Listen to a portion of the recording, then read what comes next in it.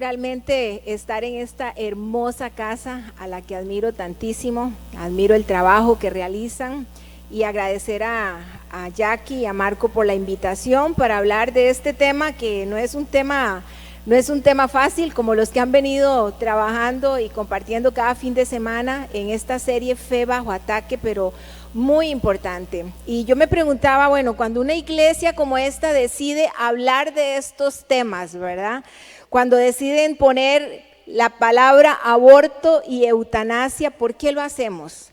¿Por qué arriesgarnos a hablar tal vez de estos temas escabrosos, ¿verdad? Cuando de repente pudiéramos decir, mejor quedarnos calladitos, más bonitos, ¿verdad? Así, no hacer mucho alboroto y que cada quien piense lo que quiera, de repente porque la gente ya tiene sus ideas preconcebidas. Pero bueno, cuando nosotros ponemos estas dos ideas, estas dos palabras, aborto y eutanasia, ¿de qué estamos hablando? Estamos hablando de muerte y muerte desesperanzadora. Estamos hablando de la desvalorización de la vida humana. Y estas son dos razones muy importantes por lo cual nosotros como cristianos necesitamos abordar también estos temas. Y lo vamos a hacer en dos partes. Primero vamos a tocar el tema de aborto y eutanasia y luego qué es lo que dice la Biblia, qué es lo que dice Dios en la palabra, qué es lo que afirma Dios en su palabra. Así que les pido que me acompañen a orar. Señor, en el nombre de Jesús, primero agradecidos contigo por podernos reunir un fin de semana más. Queremos ponernos en tus manos, Señor, en este tema que es un tema controversial. Pedimos que la luz de tu Espíritu Santo, Señor, ilumine en cada uno de nosotros, Señor, y que sea tu palabra la que traiga, Señor, y redarguya, Señor, cualquier pensamiento que no provenga de ti. En el nombre de Cristo Jesús te lo pedimos. Amén y amén. En esta sociedad, que es una sociedad posmoderna, donde todas las voces deben ser escuchadas, y no solamente escuchadas, sino que también todas las voces tienen un lugar en esta cultura, parece entonces que la tolerancia es como la madre de todas las expresiones sociales que nosotros vemos a nuestro alrededor. Cada vez más nosotros cosificamos a las personas, cosificamos las relaciones, todo lo ponemos en términos de cuestión material o monetaria y con esto desvalorizamos la vida humana. Nosotros como cristianos y como iglesia también, sé que también, así como esta iglesia en Vida Abundante Coronado, luchamos contra el aborto. Tratamos de ayudar a las personas con ideas suicidas y luchamos contra la eutanasia por una sola razón. Y no hay dos, solamente una, que la vida humana tiene valor. Esta es la razón para hacerlo.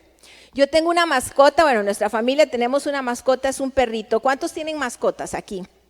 Eso, son pro mascota, yo soy pro mascota, mascota miembro de la familia. Y este perrillo, bueno, él sabe cuando alguien está enfermo, cuando estamos contentos, esa miradita, ¿verdad?, perruna que le hacen a uno, que le derriten el corazón, y lo queremos muchísimo. Pero aún la vida de esta mascotita que es tan amada no tiene tanto valor como la nuestra, ni como la mía, ni la de mi esposo, ni la de mis hijos. El Salmo 139:6 dice: tus ojos vieron mi cuerpo en gestación. Y esto es maravilloso, este texto. Esto quiere decir que la mirada de Dios estaba sobre nosotros, que Él nos estaba formando con sus manos, que nos estaba diseñando, poniéndole el color de ojos, de pelo, todo lo que nosotros somos. Y no solamente eso, sino que estaba poniendo, diseñando cada una de las etapas de nuestra vida. Estaba dando propósito a nuestra existencia. Así lo dice el salmista: todo estaba ya escrito en tu libro. Todos mis días se estaban diseñando, aunque no existía uno solo de ellos. Esto es algo increíble porque entonces aún antes de nacer, el Señor ya tenía un plan, un propósito para cada uno de nosotros. Lo primero que nosotros necesitamos entender es que la vida humana tiene valor. Cuando hablamos de aborto, ya no se discute ni siquiera si el aborto es lícito o no lo es. Simplemente se acepta como algo normal. Menciona el autor Cruz en su libro Bioética Cristiana, él dice: hoy el aborto forma parte de la revolución sexual de Occidente. El claustro materno se ha convertido en el lugar más inseguro del mundo en una sociedad liberal que aspira a ser avanzada y encubre la realidad del aborto con una capa de progresismo jurídico. De ahí que para nosotros como cristianos resulte imposible mirar este asunto desde una perspectiva distante, desde una perspectiva cómoda, desde una perspectiva fría, porque el problema nos afecta a todos. Como dijo el poeta latino Tencio, dijo: hombre soy y ninguna cosa humana me es ajena. Así que la realidad de tal práctica no debe dejarnos a nosotros indiferentes. Se trata de algo indeseable que se presenta muchas veces, y como lo presenta la sociedad y los medios de comunicación, con tonalidades liberadoras, pero en el fondo lleva casi siempre un equipaje amargo, un equipaje de angustia, de opresión, de injusticia, de soledad y de muchísima culpa. Así que aquella famosa frase: mi cuerpo, mi decisión, es la mentira más grande que encierra esta bandera del movimiento abortista. ¿Por qué? Porque un feto, un embrión, un bebé, según sea su etapa, se trata de un ser único. Se trata de un ser que está separado genéticamente de la madre, del cuerpo de la madre. Se trata de un ser que está con un desarrollo autónomo, y eso está comprobado científicamente. Nosotros como seres humanos hemos dejado caer en el tiempo el valor de la vida humana. Hagamos un pequeño autoexamen. ¿Cómo nos comportamos nosotros en la calle? ¿Cómo tratamos a las otras personas cuando estamos ahí apurados? Cuando vamos en el carro y vamos apurados porque vamos tarde y otro carro se mete. ¿Cómo reaccionamos? ¿Cómo tratamos a los niños? ¿Los tratamos con respeto? ¿Cómo tratamos a nuestro cónyuge, a nuestra pareja? La desvalorización de la vida humana está en todas partes, en todos los niveles, en todos los lugares. De ahí que como cristianos nosotros necesitamos entender que la imagen de Dios está en cada ser humano. Tengo estos amigos que ellos adoptaron hace 10 años, adoptaron su primera hija, acaban de adoptar la segunda. Y mi amiga en estos días estaba muy indignada porque una influencer nacional en el tema de paternidad y de niños se dejó decir en redes sociales que nunca adoptaría un niño porque estos niños vienen con una genética problemática. Lo que esta persona está haciendo es desvalorizando la vida de un niño en abandono. Nosotros vivimos en un mundo de contradicciones. La Declaración de los Derechos Humanos dice que los derechos del individuo comienzan en la concepción. Pero esta misma organización detrás de esta declaración, o sea, la ONU, la Organización de las Naciones Unidas, al mismo tiempo dice que una jovencita, una mujer, puede abortar libremente hasta inclusive antes de que el bebé nazca, como recién se aprobó en el estado de Nueva York, donde la madre puede tener, el bebé puede tener 9 meses y la mamá puede hacer un aborto. El mundo muere por encontrar una célula en Marte, una microcélula, porque dice que es vida. Pero un bebé, un feto, un embrión no lo es. La definición de aborto, para hacerla corta, sería la muerte del feto humano antes de nacer. Entre el 2015, y ahí están unas estadísticas, entre el 2015 y el 2019, aproximadamente 121 millones de embarazos no planeados ocurrieron cada año. De estos embarazos no planeados, ese porcentaje, 61% terminó en aborto. Eso significa que hubo 73 millones de abortos por año, 73 millones de bebés que fueron abortados.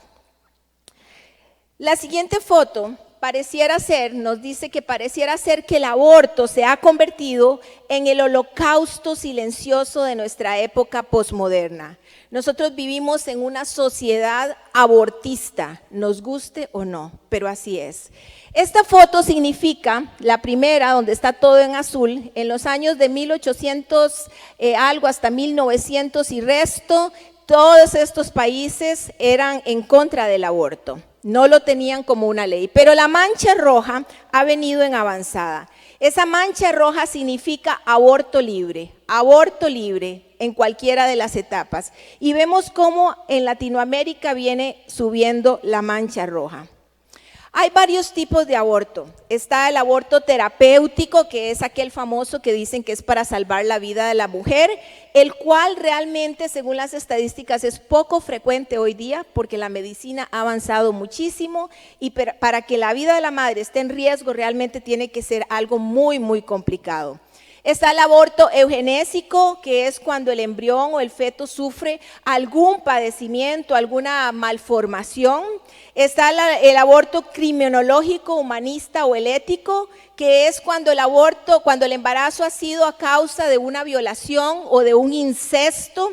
Este es poco frecuente también porque para que se produzca la concepción por una violación, según las estadísticas, de un 1%.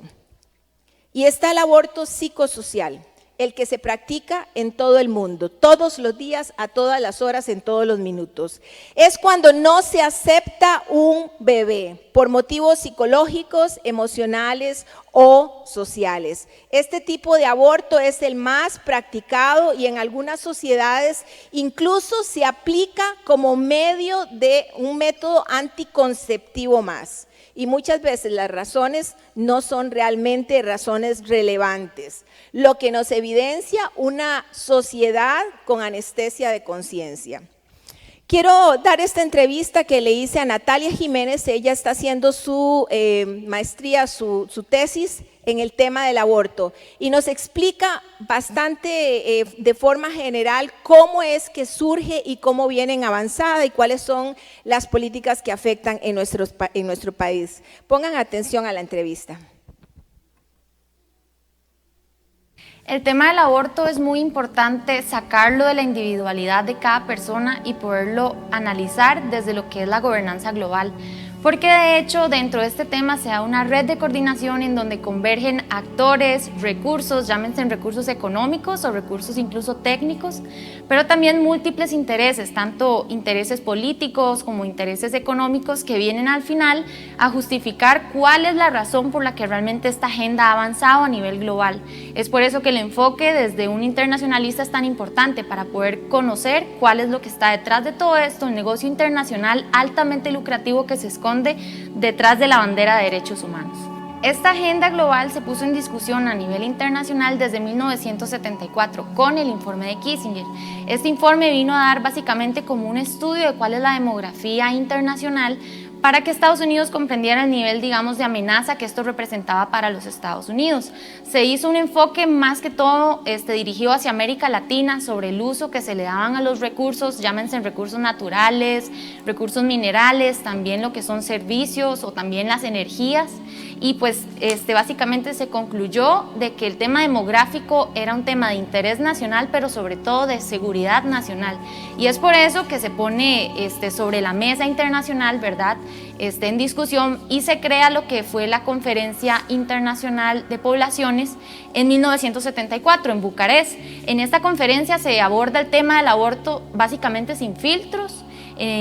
Los diferentes países, que fueron más de 100 países en esta conferencia, tomaron la decisión de no darle vía libre al tema del aborto. No fue bien recibido por parte de los estados, primordialmente porque fue dirigido a los países latinoamericanos, entonces no hubo éxito en esta primera negociación, pero fue hasta 20 años después, utilizando el mismo plan de acción, pero enfocándolo ahora en el Cairo, que fue la siguiente conferencia mundial de poblaciones.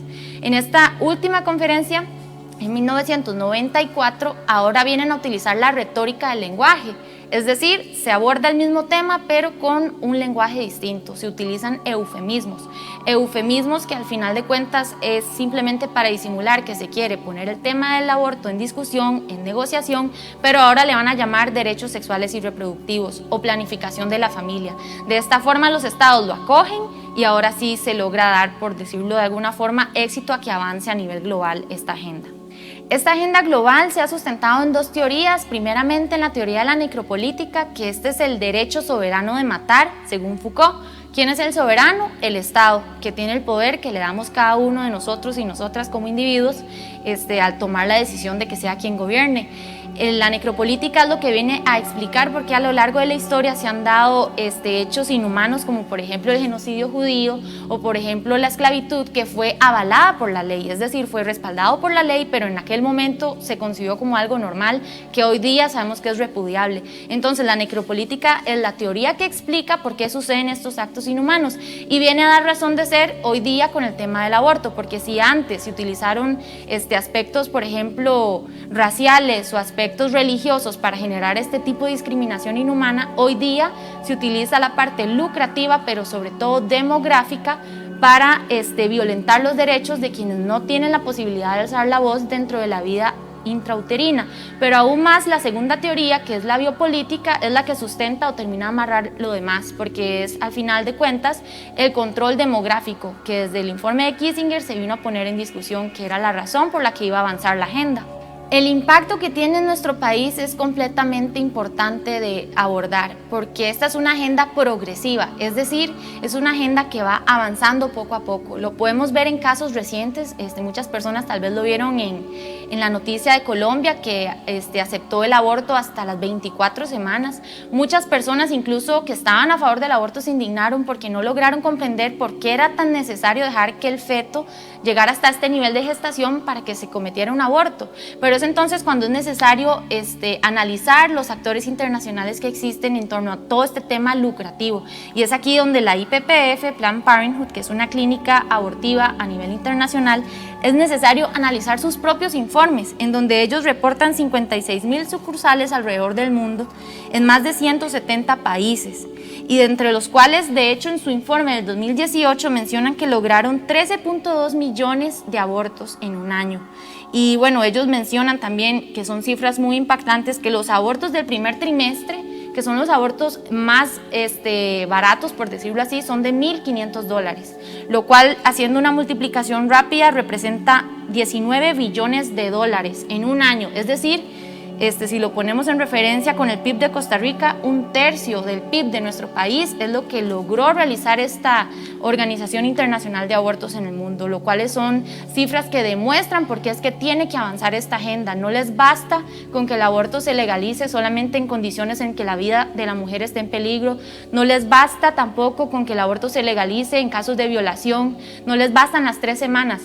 Necesitan ir en avanzada. El caso de Colombia es un ejemplo con las 24 semanas. En el caso de México son 27 semanas. Estamos hablando de bebés de 7 meses a los que se les practican abortos y que realmente no tiene ningún sentido ni ningún derecho humano, nada de esto, sino que es aquí donde podemos evidenciar que detrás de todo esto no es el luchar por los derechos de la mujer, sino realmente lucrar con la problemática de las mujeres sin darles una solución a la raíz del problema. Diría que es necesario despertar y despertar de una manera objetiva, tener la conciencia y la responsabilidad como ciudadanos pro vida de buscar la información y respaldar nuestra posición para que así otras personas se enteren y puedan ver más allá de la discusión moral y que podamos tomar una posición fundamentada y defender los derechos de los niños por nacer. Es necesario despertar, dice Natalia, y por eso estas charlas tan importantes en la iglesia. Cierro el tema del aborto con el testimonio de Bernard Nathanson. Él fue llamado el rey del aborto. Él hizo una carta abierta en el año de 1992 y dijo: soy responsable directo de 75,000 abortos. Fui uno de los fundadores de la Asociación Nacional para revocar las leyes sobre el aborto en los Estados Unidos. Frecuentemente me preguntan qué es lo que me hizo cambiar cambiar? ¿Cómo pasé de ser un destacado abortista a un abogado pro vida? En 1973 tuve que iniciar una unidad de investigación perinatal en el hospital. Era el comienzo de una nueva tecnología que ahora utilizamos diariamente para estudiar el feto en el útero. Usted podría preguntar, ¿por qué los doctores conocedores de la fetología se desacreditan practicando abortos? Cuestión de aritmética, dijo, es un negocio muy lucrativo. Como científico, no creo, dijo, yo sé y conozco que la vida humana comienza en la concepción.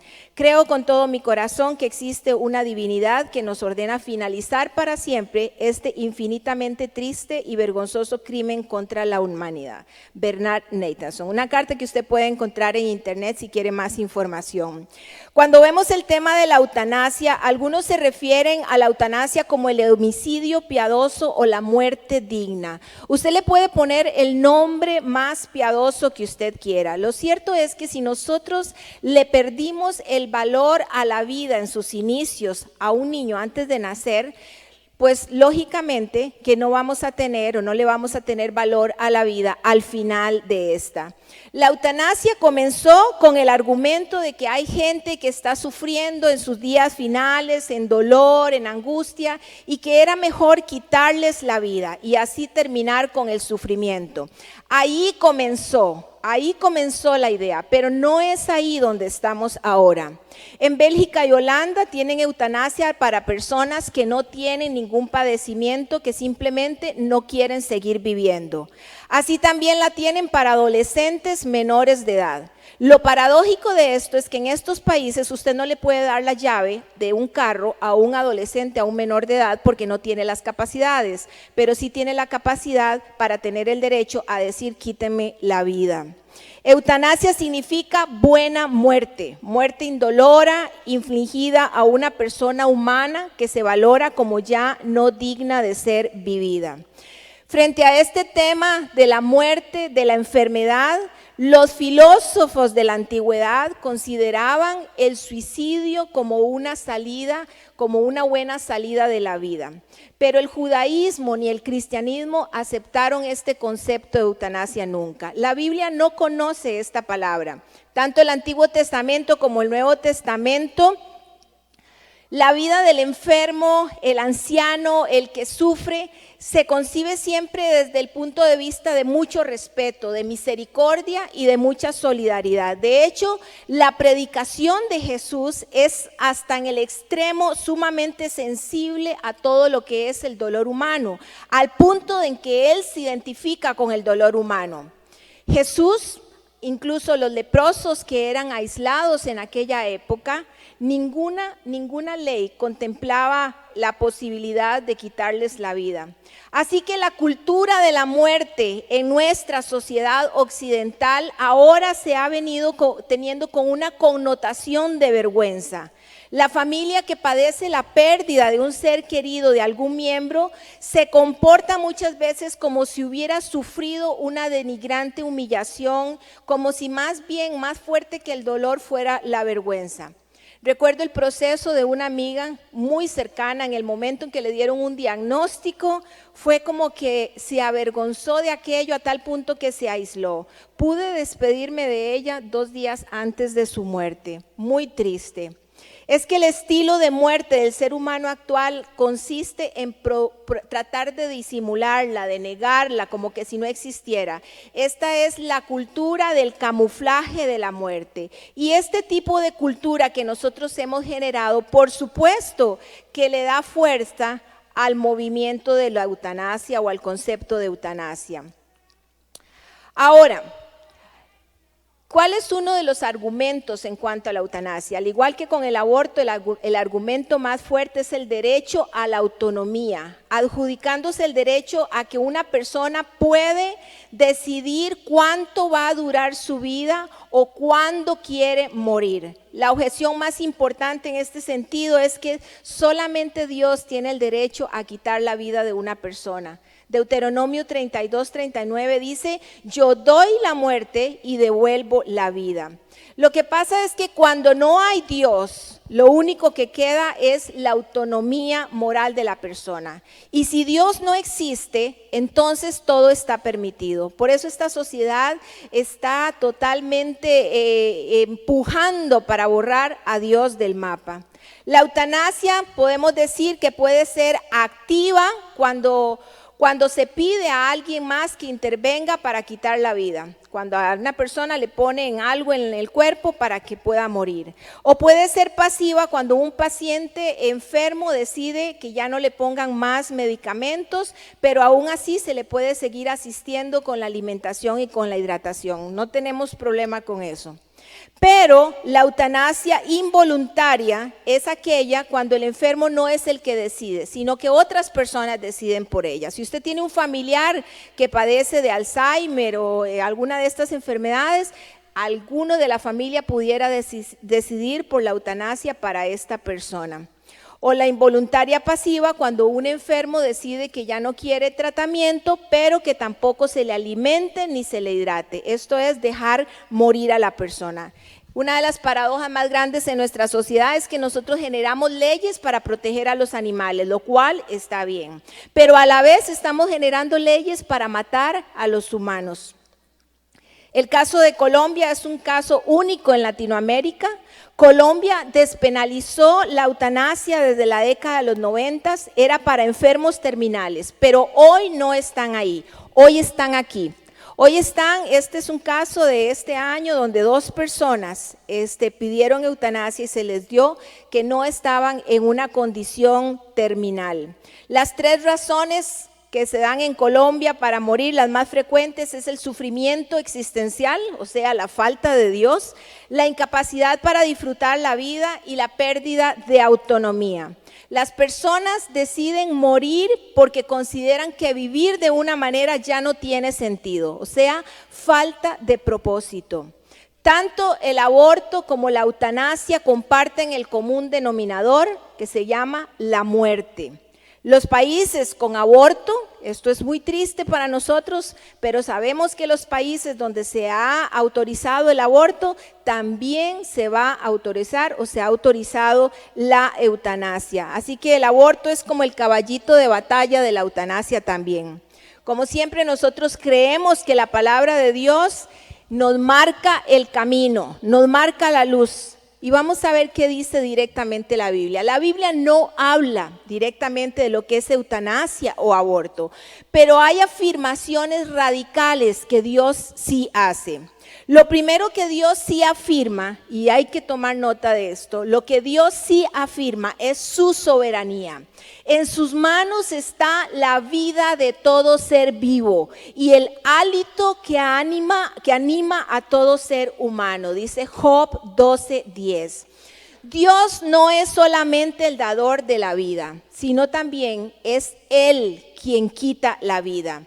Dios mismo declara, yo doy la muerte y devuelvo la vida, dice Deuteronomios 32:39. Podemos ver en estos textos 2 realidades de la vida humana, la vida y la muerte.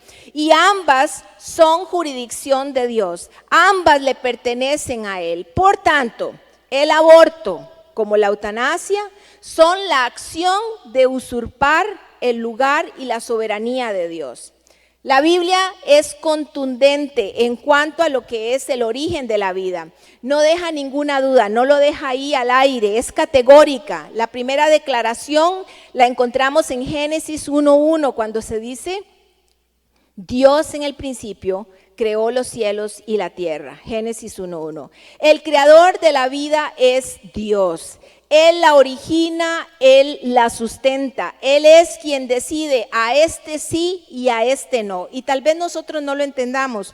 Y lo ilustro con la historia que se narra en Lucas capítulo 4 del versículo 24 al 27. Esta es una historia donde Jesús recuerda cuando el pueblo de Israel estuvo en sequía y había mucha hambre, había mucha enfermedad, y entonces Dios envía al profeta Elías. Y aunque habían muchos leprosos en aquel momento, Dios decide que solamente iba a limpiar a uno, a Naamán el sirio. Esto fue una lección para los judíos, no era judío. Dice también esta historia que habían muchas viudas, pero Dios decidió alimentar solamente a una, a la viuda de Sarepta. Otra vez a una gentil y no a una judía. Y Jesús le recuerda esto a todos los eruditos de la ley. Y bueno, ¿cuál fue la reacción de estos hombres? Por supuesto que se enojaron muchísimo, dice el verso 28-29. Estaban tan enojados que decían, ¿cómo se atreve a recordarnos que Dios selecciona a un sirio o a una viuda gentil por encima de un judío? Nos guste o no, Él tiene el poder de decisión, no nosotros. Romanos 9, 14, 16 nos dice, ¿qué concluiremos? ¿Acaso es Dios injusto? De ninguna manera. Es un hecho que a Moisés le dice, tendré clemencia de quien yo quiera tenerla y seré compasivo con quien yo quiera serlo. Él es soberano. Y qué difícil para nosotros entender o aceptar esto. Cuando mi papá enfermó de cáncer, nosotros oramos muchísimo. También había otro abuelito de mi hijo en el colegio que también estaba enfermo. Y mi papá murió y el otro señor no murió. Esto fue existencial para mi hijo, porque él decía, ¿por qué él sí y por qué nosotros no? Y la pregunta que tal vez muchos se harán, ¿por qué ella pudo tener un hijo y por qué yo no? ¿Por qué él le salió el trabajo y por qué a mí no? Puede que nos guste o no, puedo quejarme, puedo poner un recurso de amparo si quiero, pero Dios es soberano y depende de Dios quien tiene misericordia, como dice Romanos 9:16. Por lo tanto, la elección no depende del deseo ni del esfuerzo humano, sino de la misericordia de Dios. Ni usted ni yo tenemos autoridad para cuestionar a Dios. Y eso lo entendió muy bien Pedro.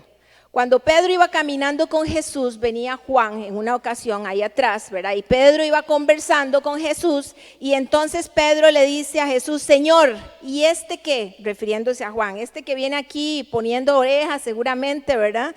Y el Señor le dijo, si quiero que él permanezca vivo hasta que yo vuelva, ¿a ti qué? Tú sígueme, no más. Juan 21:22. A mí me encanta ese texto porque Jesús es categórico. Él es el que manda. La pregunta es si estamos dispuestos a aceptar esto. Tengo una amiga que ella es un terror cuando maneja aquí en Costa Rica, pero cuando sale de otro país, la mujer es una santa paloma. ¿Por qué? Porque nosotros nos acostumbramos, nos decimos sí a todo lo que son las reglas terrenales, nos sometemos a la autoridad terrenal, pero no queremos someternos a la soberanía de Dios. Y la soberanía de Dios es la que determina nuestro propósito. Dice Isaías 46, 9, 10. Yo soy Dios y no hay ningún otro.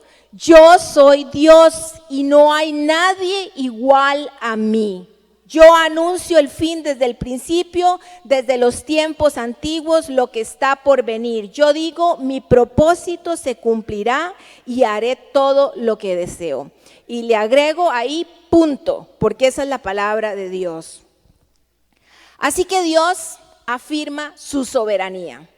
Él es el creador, Él es el que manda, el big chief, como diríamos. Lo segundo que Dios afirma es la restitución y la dignificación del ser humano. Dignidad se traduce como algo valioso y Jesús muchas veces nos recuerda que nosotros somos muy valiosos a los ojos del Padre y que por ser criaturas tan valiosas, Él nos pone por encima de todas las leyes y las circunstancias que el mundo nos ofrece. Dice, así que no tengan miedo, dice Jesús, ustedes valen mucho más que los gorriones. Mateo 10:31. Por supuesto que Dios ama a los animales, estas son obras suyas, pero la vida del hombre es otra cosa. Dios la valora de una manera diferente porque tenemos la imagen de Él. Desde el Génesis se enseña que el universo y la vida proceden de Dios, que Él fue el quien diseñó absolutamente todo, la tierra, los cielos, el universo. Por eso dijo, sea la luz, y fue la luz, dividió el mar de la tierra, formó al hombre, a la mujer, a su imagen y semejanza. Y 6 veces en este capítulo repite, y vio Dios que era bueno. Y vio Dios que era bueno. Dios aprueba su creación original. Él da valor a la vida y la da como un regalo que se va transmitiendo de generación en generación. Nosotros no somos Dios, tampoco somos semidioses, pero no somos una escoria, no somos un gusano. Tenemos el sello, el propósito divino en cada uno de nosotros. Isaías 43:7 lo dijo, porque yo los he creado para mi gloria. Fui yo quien los formé, dice el Señor. Qué mayor sentido de dignidad que nosotros podemos tener, entender que fuimos hechos a imagen y semejanza de Dios, que tenemos su sello, que tenemos el motivo principal, igual que toda la creación, nosotros también es para glorificar su nombre, para glorificar a nuestro Creador. El sello de Dios está en toda su creación. En esa luna hermosa que hemos visto estas noches, ahí está el sello de Dios. En esos atardeceres de verano, todos anaranjados, hemos visto el sello de Dios. Dios creó una obra perfecta, la creó en total equilibrio, una obra que refleja su gloria. Ahora, a consecuencia del pecado, de la rebeldía del ser humano, pues se frustró este plan divino, pero lo hermoso es que Dios no nos dejó ahí. Dice Marcos 8:37, ¿qué se puede dar a cambio de la vida? ¿Qué se puede dar a cambio de su vida? ¿Qué se puede dar a cambio de la vida de la persona que usted tiene ahí al lado? Es decir, por su vida, ¿hay algo que pueda valer tanto como su vida? ¿Hay algo que pueda valer tanto como la vida de la persona que usted ama o la de sus hijos? ¿Existe algún ser que sea tan valioso como para provocar la muerte de Cristo en una cruz? No hay nada en el mundo tan preciado como la vida del hombre. Por eso dice Juan 1:14, y por eso el Verbo se hizo hombre y habitó entre nosotros. Y este es un acto de amor, el milagro más extraordinario que nosotros podemos experimentar. El hecho de que Jesús se encarnara en nuestra propia naturaleza humana, que asumiera totalmente la historia de los hombres y entonces se consagra y ennoblece a la raza humana. Dios nos ofrece un plan donde toda persona puede reconstruir la imagen que el hombre tenía, porque no la hemos perdido, cada persona la tiene. Sin embargo, esto se hace a través de Jesús, quien se dio a sí mismo, quien murió por cada uno de nosotros y de nuestros pecados. Así que la vida, la dignidad está en cada persona, en sí misma. Jesús lo que vino fue a restituir lo robado, a reconstruir esa imagen, a reconstruir lo quebrado, a darnos la libertad del pecado. No vino como un superhéroe fabulesco, todo lleno de belleza y musculoso. No, Él se dio a conocer todo de una manera contraria a esta. Se mezcló con los enfermos, con los inválidos, con las prostitutas, con los desposeídos, los adúlteros, los ladrones, los mentirosos y con usted y conmigo. Y eso honra nuestra vida. El salmista en el Salmo 8:3-6 quedó perplejo ante la inmensidad del universo y le hace una pregunta a Dios. Él dice, cuando contemplo tus cielos, obra de tus dedos, la luna y las estrellas que allí fijaste, me pregunto, ¿qué es el hombre para que en él pienses? ¿Qué es el ser humano para que lo tomes en cuenta? Pues lo hiciste poco menos que Dios y lo coronaste de gloria y de honra. Lo entronizaste sobre la obra de tus manos. Todo lo sometiste a su dominio. ¿No nos salta a nosotros, al igual que el salmista, ese sentimiento de admiración al entender cuando nos vemos frente a la creación de Dios y entender que en cada uno de nosotros está su imagen y entender que somos dignos delante de Él? El tercer lugar, Dios afirma vida sobre la muerte. Vida sobre la muerte. El mensaje de Jesús siempre apunta hacia la vida auténtica. Es la vida que trasciende la maldad, es la vida que trasciende incluso la muerte, porque Él es vida. Con el corazón, dijo el salmista, con todo el cuerpo, canto alegre al Dios de la vida, dijo el salmista en el Salmo 84:2. Cuando Jesús le dice a Tomás, yo soy el camino, la verdad y la vida, lo que Él está diciendo es que Él es la encarnación del Evangelio de la vida. El tema de la vida es central en el Nuevo Testamento, porque Dios es vida, Jesucristo es vida. Él no solamente tiene vida, sino que también da su vida. Yo soy la vida, afirmó Jesús. Jesús se opuso a todas las expresiones múltiples de su tiempo, de una cultura bastante religiosa que no respetaba la dignidad de la vida humana. Y entonces se junta con los extranjeros, organiza o va a fiestas que organizaron los recaudadores de impuestos, tocó a los enfermos, sanó a las mujeres, habló con los niños dignificándoles. Estas son expresiones totalmente antagónicas a lo que en aquel momento se vivía. Hoy día se contrapone la cultura de la muerte con la cultura, con el evangelio de la vida. La muerte nunca fue la idea de Dios. Hoy nosotros la enfrentamos con dignidad por la esperanza que nosotros tenemos en Cristo, por la vida que nosotros tenemos en Él. Así que si el Creador fue capaz de enviar a su Hijo inocente para que muriera en aquel madero por amor a usted, por amor al género humano, entonces no existe absolutamente nada en esta tierra tan sagrado como la vida del hombre. Y por esto nosotros debemos estimarla y debemos protegerla. El aborto, al igual que la eutanasia, pone a los seres humanos como los que controlan tanto la vida como la muerte, o sea, tomando el lugar de Dios. Pero cada intento que se hace de muerte, de aborto, de eutanasia, cada vez que un bebé muere, cada vez que se aplica una eutanasia, no es una vida, no es una muerte que genera esperanza. Para nada. Solamente Dios, el Creador, tiene derecho de determinar cuándo alguien vive y cuándo muere alguien. El aborto y la eutanasia van completamente contra su autoridad. Dice Deuteronomios 30:19, hoy pongo al cielo y a la tierra por testigos contra ti, de que te he dado a elegir entre la vida y la muerte, entre la bendición y la maldición. Elige pues la vida para que vivan tú y tus descendientes. Nosotros vivimos en una sociedad donde necesitamos escoger la vida.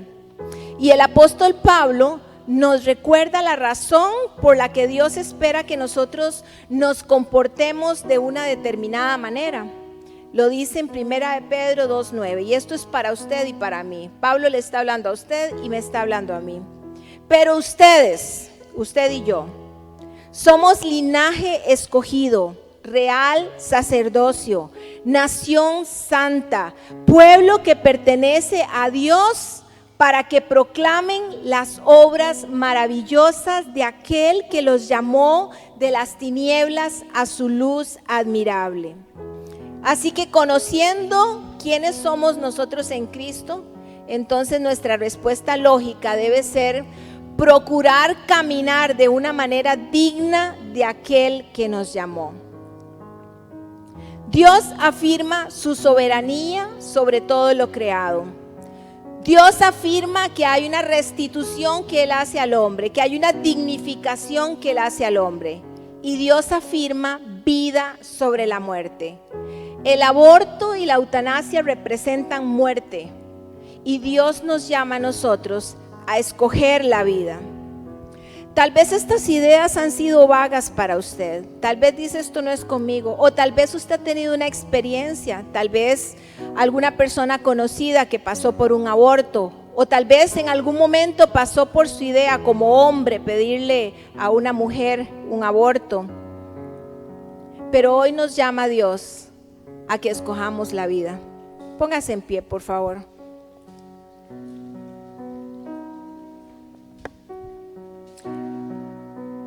Señor, primero queremos darte gracias una vez más, porque tu palabra es lumbrera a nuestro camino, Señor.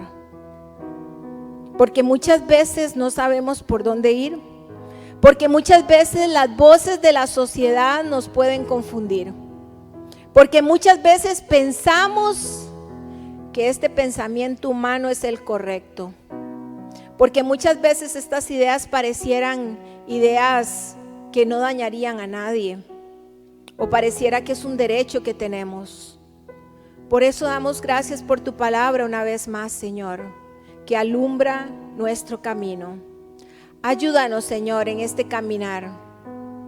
Somos imperfectos, te necesitamos, Señor. Somos necesitados de ti, hombres y mujeres, Señor, con tantos vacíos, con tantas falencias, donde cometemos tantos errores.